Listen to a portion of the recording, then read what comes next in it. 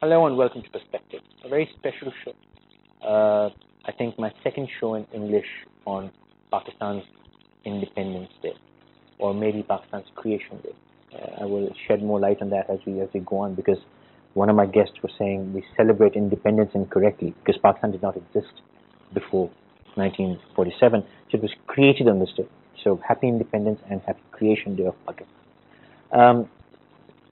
It is very difficult to choose people for this show, not Perspectives, but the 14th August show, because to my discomfort, we have gotten confused about our freedom over the years.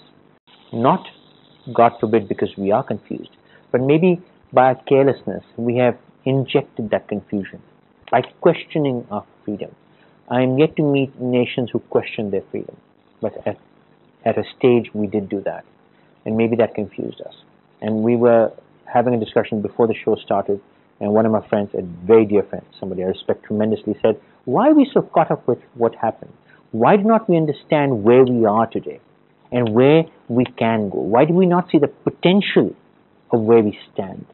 As a free nation, issues, problems, chaos, anarchy, war, terror, yes, but yet we stand free today. Yet we stand, alhamdulillah, one solid country, a nation with a large population, young population, no lack of resource, no lack of opportunity. Why do we not see that great opportunity and where we stand and go forward from here? Why do we keep looking back? So tonight's show is dedicated to looking forward, going forward, how we can go forward. Like I said, it's very difficult to choose guests. I did talk about this yesterday. I'm going to talk about this again. With great pain, I say, we've lost two amazing people this year, Mr. Ubaidullah Beg and Mr. Qureshi, two people that I loved dearly. I've learned from them, I've done shows with them, and mostly it was the 14th August 1947 show which I ended up with them. Mr. Qureshi and I used to regularly be on a show almost every year on 1947, so I miss him dearly today. May they both rest in peace. They were a great asset for Pakistan. And I also miss Mr. Muin Akhtar tonight. Another great man who gave great pride, for me at least, for Pakistan. And as I walk into PTV building, there's a beautiful life-size photograph of him. And a kind, loving man, a humble man. And that's the kind of Pakistanis I wish I could see everywhere around me. Humble, smiling, polite, intelligent, intellectual. Great people. My guests tonight are people whom I respect, who have taught me how to speak, and one of them is, let me introduce now and I'll talk about that. On my far right, and I can't even tell you the designation, the names are enough, Ms. Khalida. Thank you very much, Faisal, for taking the time out tonight. The man because of whom I wear this flag, he's the one who I questioned, why do you wear the flag? And he said, well, why don't you try wearing one? And he gave me the first flag and I wore it, and I've never taken it off since, alhamdulillah.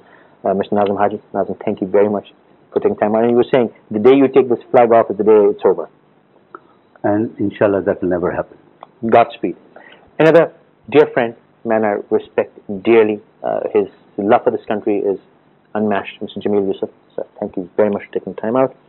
Another dear friend, businessman, somebody who speaks from the bottom of his heart for Pakistan, Mr. Sohail Wajahat. So thank you very much for being here. Khalida, I'd like to start with you.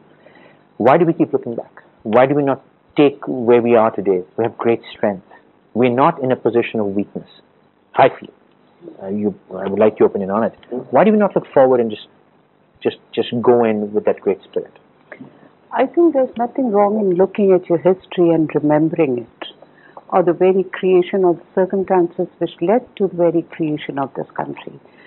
But keeping oneself bogged down in the past history and not be futuristic about whatever is happening or what needs to be done, both at the government level and at the societal level, or as a nation also, that is where we are wrong. Well said. Probably there are certain fundamental questions with which we see that a common person is still clinging on to, such as the issues of identities, and repeatedly since they do keep on coming up again and again.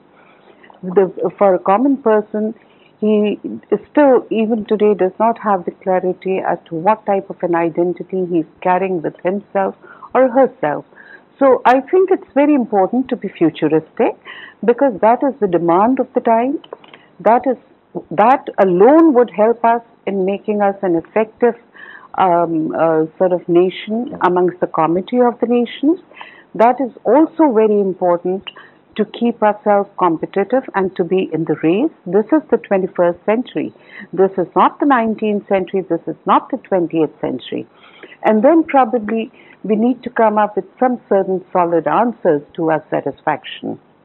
It absolutely surprises me, 65 years down the road, and the people still keep on reminding us that we are a nation which came into existence in the name of Islam.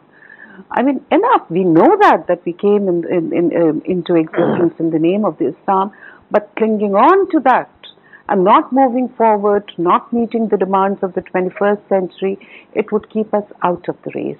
So it's very important, especially for a nation which is known as a nation of the youth, and remembering the fact that youth have to be very futuristic. If they have to compete in this world, they have to be competitive enough, and they have to be people living with full confidence, with self-confidence, with self-esteem.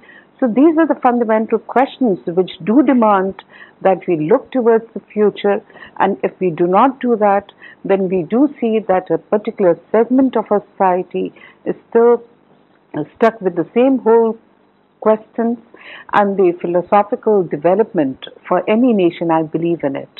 You have to, it's not only otherwise, but philosophically also nations do grow, and they have to move forward. So that is just, I don't see that happening many a times, and that is something which needs to take place. Use the word competitive. I'd like to just add here, I think we need to realize that we're not living in a world where there were 3 billion people. We are now in the 7 billion range, and it's an exponential insanity. Our young generation is up into a competition which is insane. It's not like there were 1,000 engineers, now there are millions of engineers, and the millions of doctors, and so we have to be very, very competitive. Nazim, do we have strong footing, or this is my delusion? Faisal, what Khalida is she's absolutely right that we need to keep history in mind, but not get bogged down with that in that situation, and be futuristic. Now, let's talk about our youth.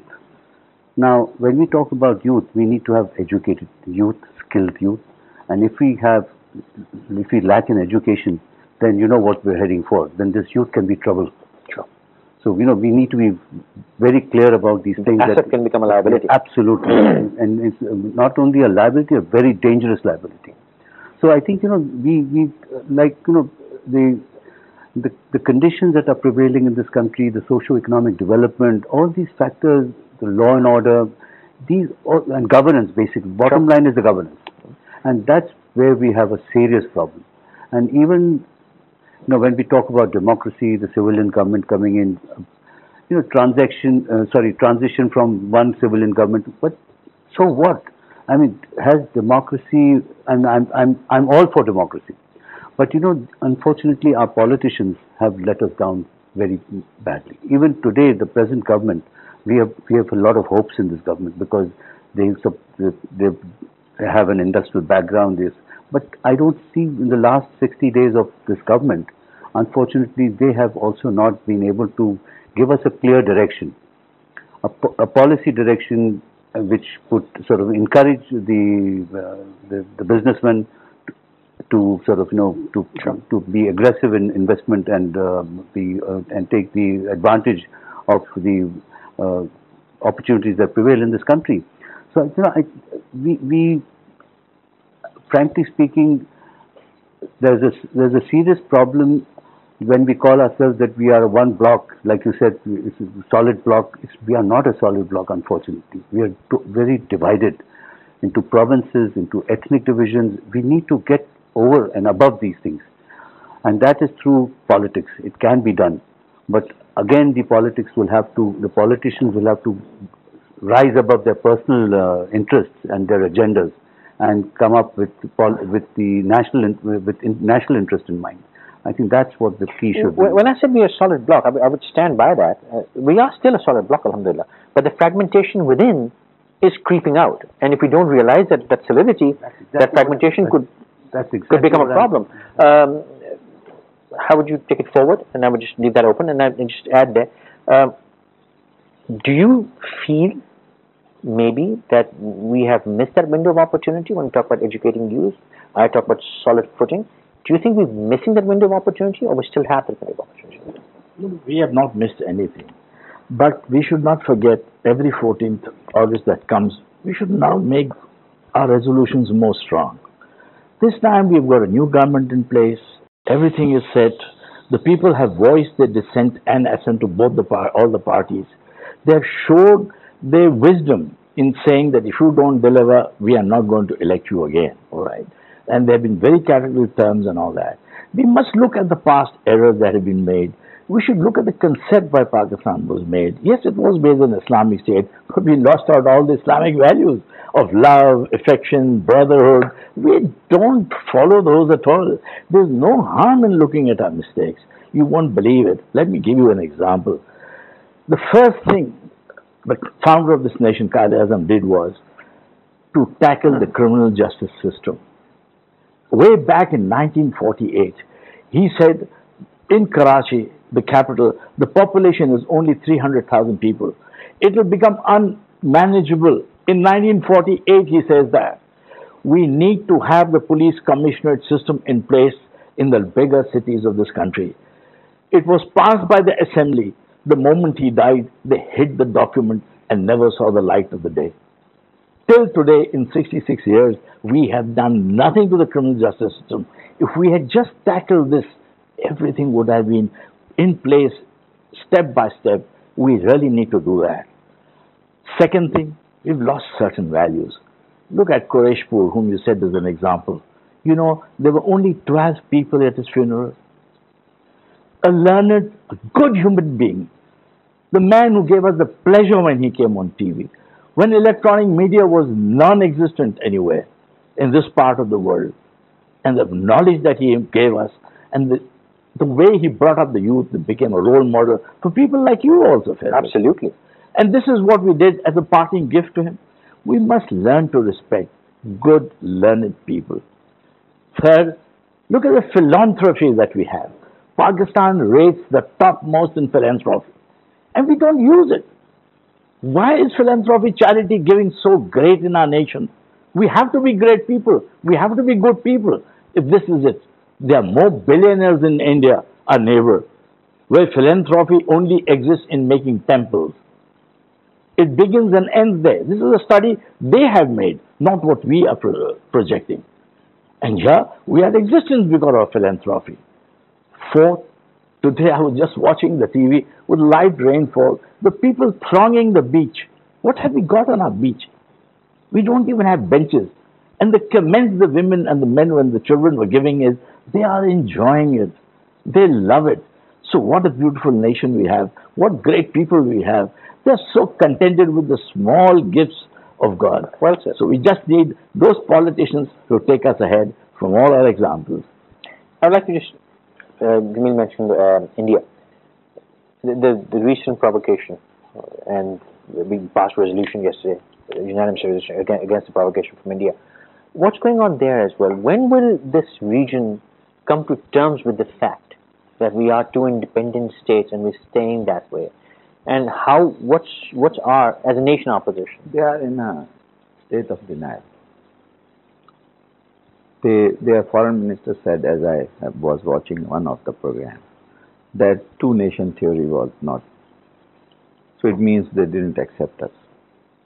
And once they haven't accepted us, they have to do these kind of things when an election is near or something is happening. It's election, yeah, sure. So, once they will accept us as a nation and a solid nation, and we have to also make ourselves that solid that the others should understand that if they look at us with anything which they have or some other motives, they will have it from us.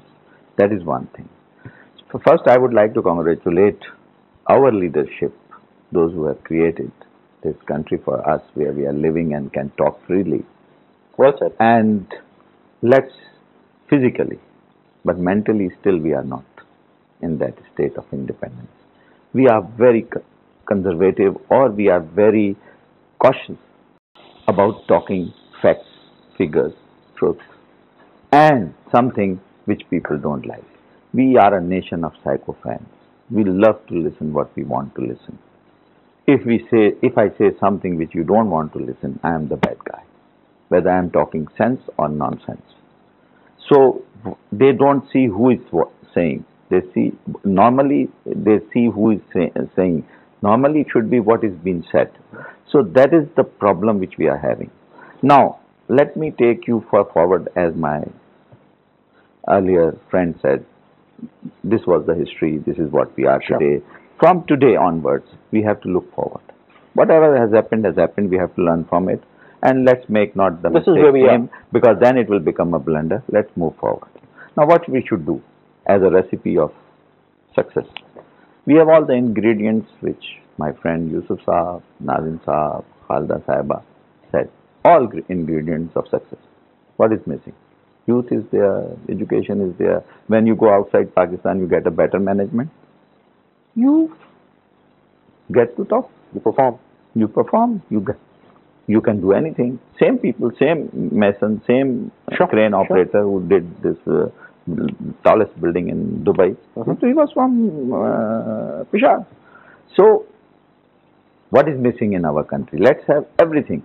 If I look at future of this country as an inventory and take a stock today, I'm very happy that our future is very, very we got everything going for us. Because everything with us, we have. From energy, from resources, from human, from blah, blah. All the potential. What is missing? Now, say why we have everything, why we are not using it? You are missing a cook. Actually, your kitchen is full of everything, but the cook is missing. Somebody has to cook. And who is the cook? Cook is always, who has created this country or anything in this world is the leadership. Leadership normally gives you the vision. They don't implement the vision. They normally give you the vision so that people come, attract, and then they work for it. Like Jang-e-Badr. So the leader, number one leader who was the society architect, the only society architect, but till today people says that is number one in this, he attracted the people. Then only 313 people created which we are today in the name of Islam. Okay? We are good, we are maybe Muslims, but we don't know what Islam is. Second thing which leadership brings this kind of vision, and then the people which we are missing. Now, who makes this thing implement this vision? It's the political will, and that is above your own and your interest, self-interest, which is missing. Now, what is the third thing is missing? The third thing is missing is management. How to get things done. Management takes everything into account. And why the management is missing? Because our management is in the hands of bureaucracy. And what bureaucracy? They need Godfather to rise after 18 grade, whatever you call basic grade of the. That's right. So once they don't have a Godfather, and if they have a Godfather, then they grow and become the managers. And then they cannot implement the vision of what we need to be done. And that is what I am saying in real terms now. Can I add something to it? See, there is no doubt about it. I mean, all these things to which you have pointed out, they are very important for the development and the growth of a country. Here on the 14th August, when we are talking about and when we would like to talk about hope being there at the societal level, it is about the growth, the development, the hopefulness which should be there at the societal level. And that is where I haven't seen enough focus. You referred about the fragmentation. That fragmentation is more because of the disparity and the nature of the disparity which is there. There's no harm in being a multi-ethnic society. I mean, the ethnic identities, one should be... Multi-ethnicity is an advantage. Yes, It's an ethnic advantage, actually. identities can be a source of Diversity is pride. always good. But yet at the same time, nationalism, of which country do you belong to, of being a Pakistani, so it doesn't negate that. So what I feel is that to all those things to which you have pointed out, I don't differ. I fully endorse them. But what I feel is that this low self-esteem which is there at the societal level, the hopelessness which at times you feel is there existing amongst the youth, the feeling of being a failed society or not being responsible enough to actually deliver, that is there, and the less importance and the emphasis which is given by any number of governments. I'm not only referring to this present government, the previous governments also. They have never focused enough on the society. So the growth of the society is a must to bring in and to generate that kind of a positivity at the society level where you start feeling as a nation, because we are a developing country. We may have our own set of issues, but at the same time with those issues there, we still must have that pride that yes, we are Pakistani. I need to hold your thought for just one moment and take a quick short break. Forget. Just hold your thought. hold your thought just for a moment. Khalida said, low self-esteem, hopeless, and Sohail rightly said that we are created as a country, but as a society, we're not really free in our thought. Sure, the governments have issues, the bureaucracy has issues, I agree with that. But I solemnly believe these people are also from the same society. I'm from the same society. Many other people from the society from the same problems. But there's nothing stopping me from having better self-esteem. There's nothing stopping me from inculcating the value of pride. There's nothing stopping me as an individual to rise above myself and to have that solid grounding. Why do we fail there? It's very easy to blame the government, the bureaucracy of the system. The system is there. I can't argue with that. The problem is there, but it doesn't stop me from being better. I'd like to talk about that. Let's take a short break.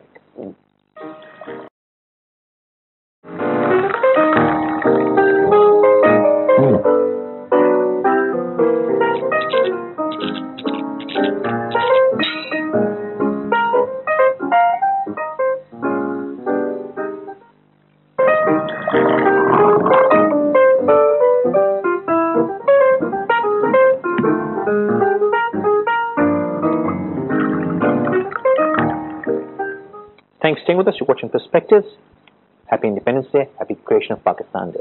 It was Mr. Nazim Haji who invoked this thought that we were actually created and not... Happy birthday, Pakistan. Happy birthday, Pakistan. Very well said. Happy birthday, Pakistan. Nazim, it was you who gave me this flag. It was not a leader of this country. It was not a politician. It was not a president, prime minister, bureaucrat. It was between you and me. And I have passed this flag on to at least 1,000 people, young kids, and they wear this with pride today. What I'm trying to say is, whatever's happening is there, as Khalida was saying, but there's a huge, I won't even say the word responsibility, there's a huge possibility for us to achieve, and you have achieved. I mean, CPLC, you two are the godfathers of CPLC, and you've achieved those things. You do great philanthropy work, both of you. So, why can't we do more? There can be no two opinions on the resources that are available in this country, the human resource, the material resource.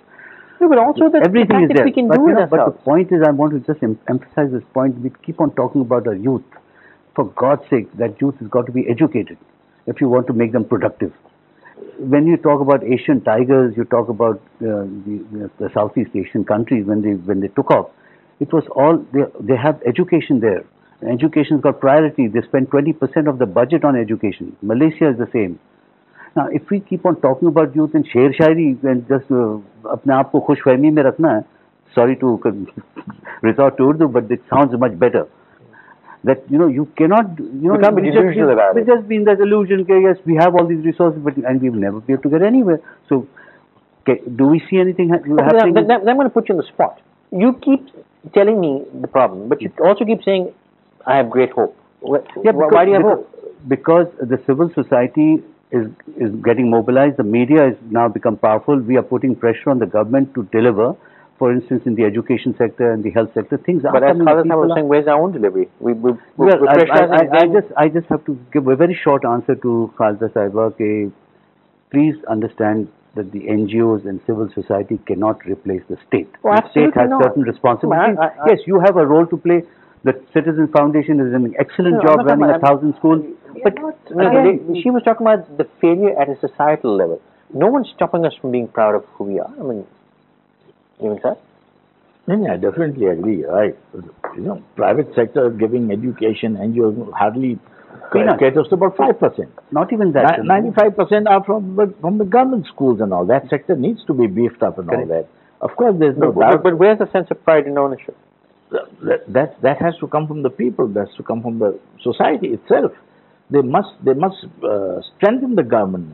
They must support the government in creating those models whereby we can give education with excellence. We can make it into a partnership at least. You see, linking up the government schools with the private sector schools and all that, instead of just creating two different boundaries where the children excel with the private schools and the teacher and the students degrade more with the government schools. This is exactly what is happening, even with the examination system. The government examination system is collapsing. I'm going to ask you the very same question I asked Nazim. Then why are you so hopeful? See, we are hopeful because our nation, it's come about. We are going to do it. We are fighting for it, and we continue doing it. Come the leaders, whatever they are. We need good leadership. That has already been spoken. That's what Sohail was insisting about. We need those conscientious leaders and all that. And that is exactly what I said. This election has proved the people have showed their annoyance to everybody. The parties who were so popular, the parties that were so much in majority, that you do this again, and we are going to make that change. Don't you think we as a society also, unfortunately, look at the politicians with contempt, and we sort of keep on harping on that issue that the politicians are not. You use it as an excuse for not doing anything. And we ourselves don't want to be participating in politics. I mean, I have tried my this thing. You saw what happened, but I could not. No, but the people need to change. But that does not stop other people from getting into politics. That's exactly what I said. What we did with Qureshi, we need to now make a decision. We need good people. You need to make good people. Stand with the good people. You have to. That's the example. Like good, you said that. Why was your example like that? After proving yourself in CPLC, what more did you need as a backing? You proved yourself. These politicians have not proved themselves, and yet they get elected. Actually, that's why I brought the society architect thing, because actually the society architect mobilizes the society and creates the society. The architect's not here tonight. No, let me tell you. We don't have one. So what do we do? Look, when you say that, why not as an individual I do something? We are doing it as an individual because it's in your own hands, so you don't need anybody to guide you. But what happens when you get sick? You have to go to hospital. You have to get a doctor. You have to be treated. Our society is sick. We need doctor. We need to be hospitalized. We have to be intensive care. We need respiration. We have to be back to normal, and that is what we need. We have something which is rotten in our society, which has to be, we need a surgery, that has to be taken out of it, and we would like to lose my thumb, not to lose my body. But in the absence of the surgeon, you think it's all lost. Let me tell you from where you get the surgeon. From us you will get the surgeon, don't worry. That's why they are hopeful. Why they are hopeful is not because they are hopeful on somebody else. They are hopeful in their own self. That's why he is saying I am hopeful. That's why he is saying I am hopeful. That's why That's why I said that when I take the inventory of today and stop, I am very hopeful. When I get disappointed is these three things, which three levels I've explained. I don't want to go again. Leadership, vision, and this and management. There we have. This is not a physical thing which you can't create. This is something which you can create very easily. The other, if you don't have resources, it will be very difficult for you. If you would have a landlocked country, if you would have no resources at all, you would have been in a big mess. But now we need the management skills, and which we all have to all together. It is the only thing when he decides, myself and you and her decide that we are going to get out from our shells and will take the things head on. Believe me, this society is going to deliver more than what any other country has delivered. With all my due respect, differ with you, sir. The point is that what I feel is that the society is so resilient. Despite all the bad things happening with bomb blasts, with extremisms, with failures at the governmental level, with flawed policies, with bankruptcy of opportunities, but yet look at the kind of the resilience which is there at the societal level. And I've been associated with the public sector for a good 29 years before stepping out of that. So I find youth to be very resilient. I find even myself to be very resilient. Despite all the odds, we keep on delivering in our individual capacity.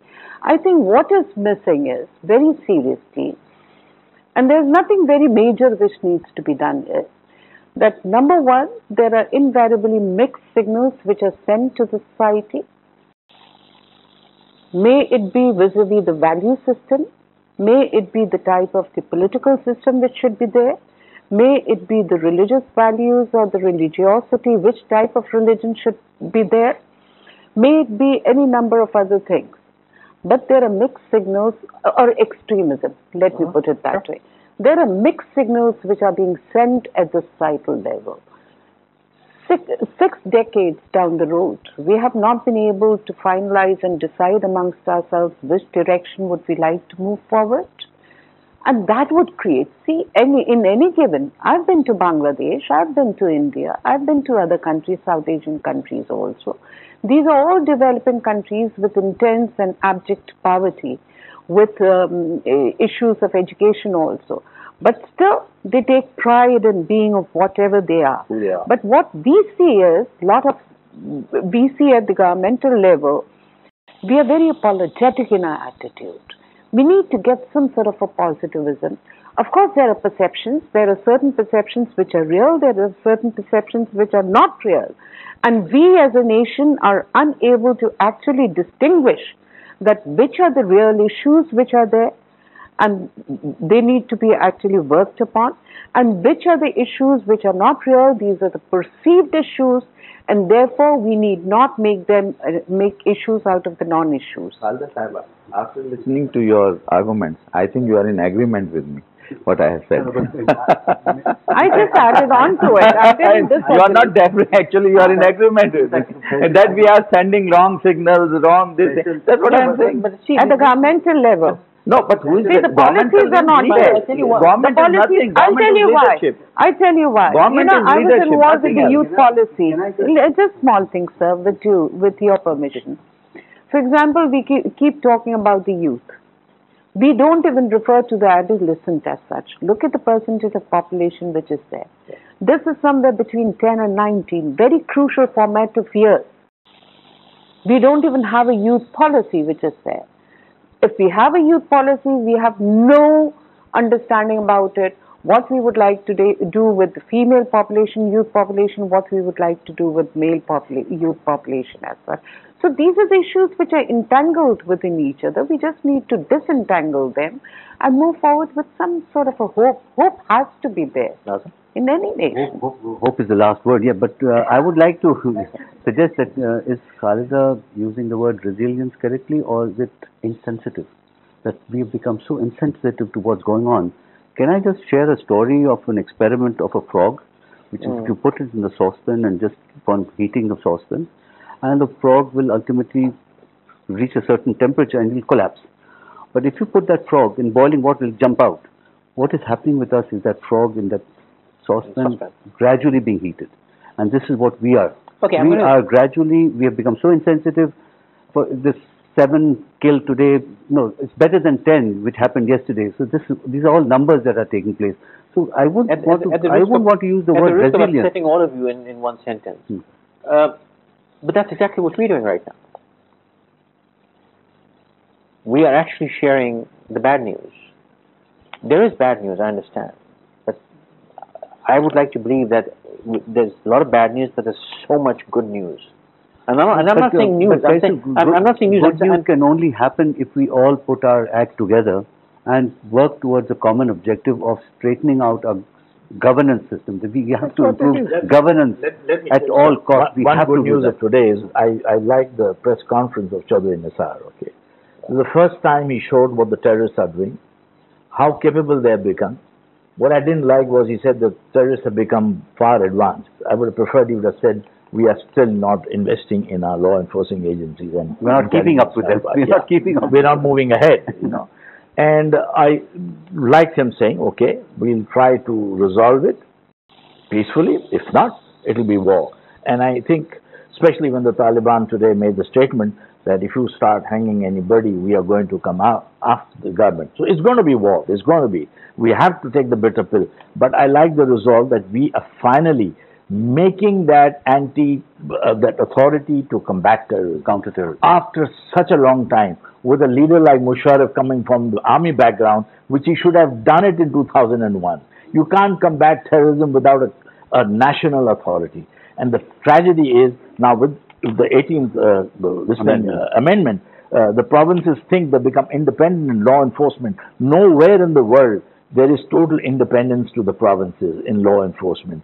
There has to be connectivity with the federal government to share. They must understand this. They must not cling to their powers that we need to be independent and we don't want any connectivity with the federal government. We cannot survive. So there is good. It's a good beginning. It's a very good beginning. Are the provinces insisting on it, or is the federal government keeping out of it? No. The provinces are insisting that they do not want an interference because they are running the forces as their own private servants, which is not done anywhere in the world. They need to be made independent. They need to be answerable to the community they serve, no doubt about it. Okay, but they have to be independent. I brought the 18th Amendment. The previous government has brought it. The provinces were always. No, but everybody must have voted for it. But okay, I have about 8 minutes. I have about 8 minutes. What I was saving as my closing notes, I'm going to make them now because I'd like your comments on them. I've said it repeatedly, and I'm going to say it again tonight. We keep talking about extremism, terrorism. Just yesterday and today, we have suffered tremendously in terms of intrusions, attacks, small attacks, large attacks. The world needs to understand the price that we pay economically, in life, in our futures. It is a war we are deeply plunged in. The world is with us. They have to be with us. It's not our war. It's not your war. It's a global war now. It is spreading. So stop making us responsible for it. We'll have to be together in this war, one. Secondly, where I would like all of your comments is, the reason we are where we are is that education, is governance, is policies 1948 forgotten. There is, we will have to admit, there is an agenda against us from the outside as well. And the fact that there is such an agenda proves that we are with great potential, be it Balochistan, be it our agricultural land, be it whatever, be it our youth. There is great potential in this country. Be it nothing but our geopolitical location, but there is great potential. And thus, turmoil is sent into us from either the right side, the left side, or from far away across the seas. But terror is sent to us, problems are sent to us. We need to understand, and the world needs to understand. But given the situation, Khalida Sahib, I'd like to start with you. What do we do? I think, little bit of discipline,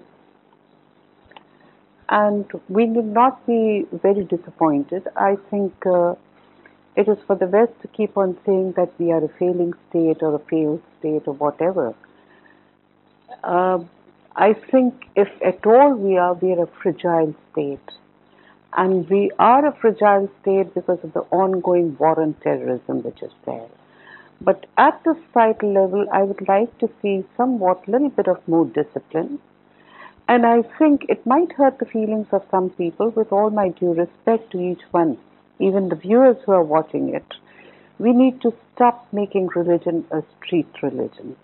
I think that kind of increasing religiosity is only creating differences amongst the various sects.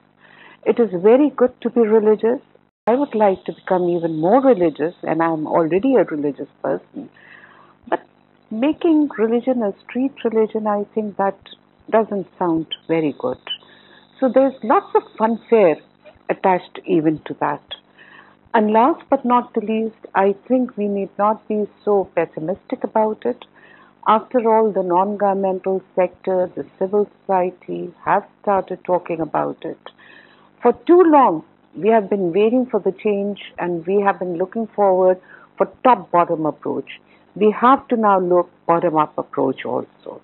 And I think that would, but youth need to be focused. I would again say, even at the cost of repeating myself, because if you say you're a nation of the youth, you have to provide them with lots of cultural activities, sports.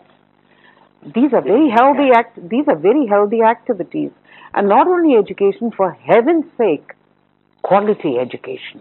What type of education is being imparted in an educational institution? That will never help us.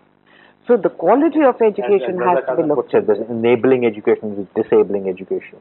We need to give enabling education.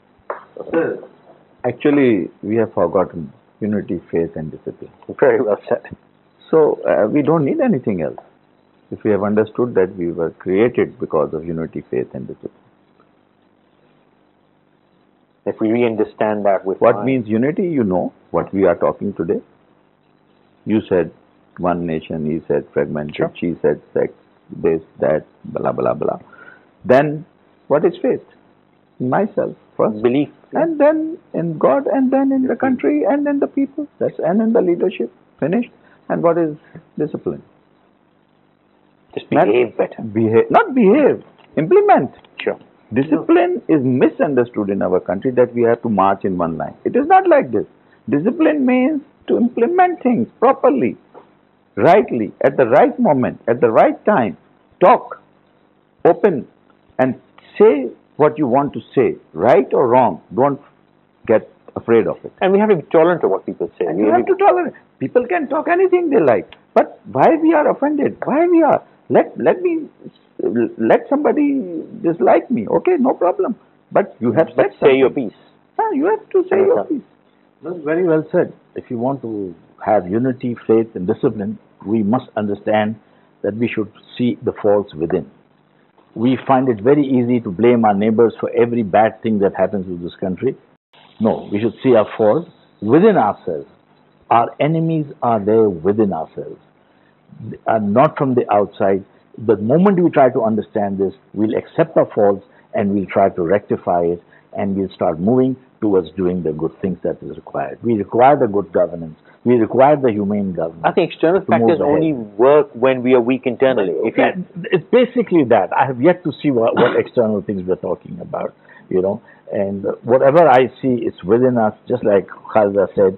Yes, it's good to be religious, but what are you trying to do? Just show an image of being religious? Street talk? Without being actually religious. Without from inside you are doing, negating whatever Islam has taught you.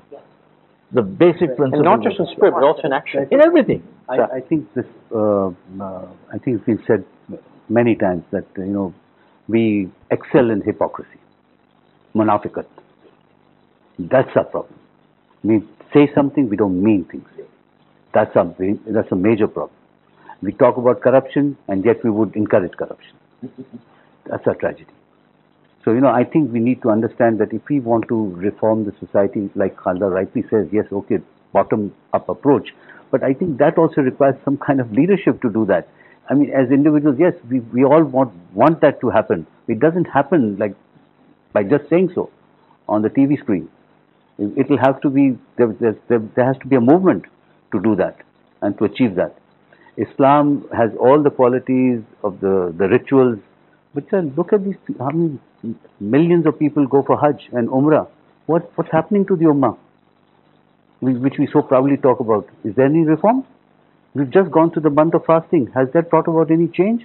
I tell you, Islam is a beautiful religion, but unfortunately, we have just stuck to the rituals. We're not converting that into practice. That's the tragedy. A very quick closing note. Thank you, all of you, for taking time out and being here. Very quick closing note. Um, if you can't, you don't need to fix anything. Pakistan, alhamdulillah, doesn't need you to do anything. If you just leave it alone, it'll be fine. Movement, Nazim talked about. Pledge, take an oath tonight that if we can't fix it, at least stop breaking it.